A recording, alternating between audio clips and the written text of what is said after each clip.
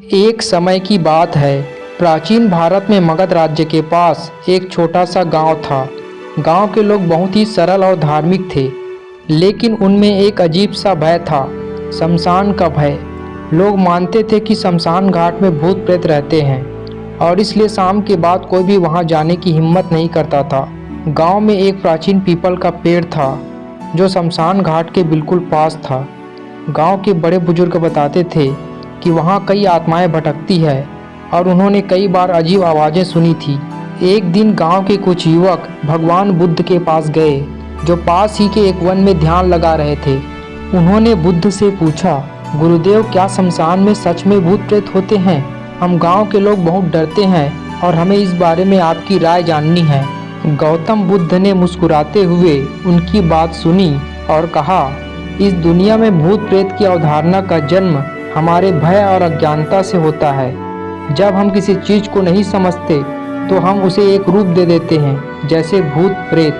लेकिन तुम्हारे प्रश्न का उत्तर देने से पहले मैं तुम्हें एक कहानी सुनाना चाहता हूँ। बुद्ध ने कहना शुरू किया, बहुत समय पहले एक गांव में एक युवा भिक्षु रहता था। उसे भी शमशान का बड़ा भय था, क्योंकि उसने सुना था कि वहाँ भूत प्रेत रहते हैं।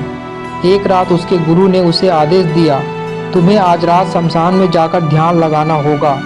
भिक्षु भयभीत हुआ, लेकिन गुरु की आज्ञा का पालन करना उसका धर्म था। भिक्षु ने अपने मन को शांत किया और शमशान की ओर चल पड़ा। रात गहरी थी, हवा में सन्नाटा था और चारों ओर अंधेरा।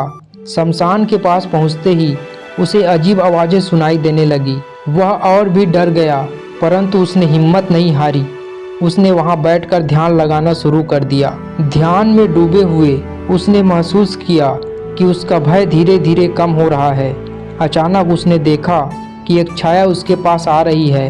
पहले तो वह डर गया, परंतु फिर उसने अपनी सांसों पर ध्यान केंद्रित किया। छाया धीरे धीरे और पास आई और फिर वह एक बूढ़ी महिला का रूप धारण कर गई। वह भिक्षु से बोली, तुम यहाँ क्या कर रहे हो? क्या तुम्हें डर नहीं लगता?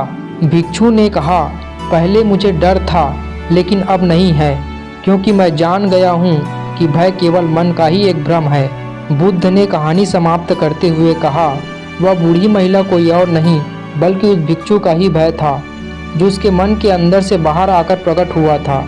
शमशान या कोई भी स्थान तब तक भयानक लगता है जब तक हमारा मन भयभीत होता है। यदि तुम अपने मन को शांत कर लो तो कोई भी स्थान तुम्हें भयभीत नहीं कर सकता। गांव के युवकों ने बुद्ध की बातें सुनी और उन्होंने समझा कि शमशान में भूत प्रेत का होना हमारे मन की कल्पना है। वे बुद्ध को धन्यवाद कहकर लौट गए और शमशान के प्रति उनका भय धीरे धीरे समाप्त हो गया। बुद्ध की इस सीख ने उन्हें आत्मविश्लेषण और अपने भीतर की शक्तियों को पहचानने की प्रेरणा दी। इसलिए शमशान में भूत प्रेत होते हैं या नहीं, यह केवल हमारे मन पर निर्भर करता है। अगर हमारा मन शांत है और संतुलित है तो कोई भी भय हमें नहीं डरा सकता। गौतम बुद्ध की यह कहानी हमें सिखाती है कि जीवन के हर भय का सामना कैसे किया जाए। डर केवल मन का एक भ्रम है। पहले अपने मन को शांत करो और सब डर अपने आप दूर हो जाएंगे।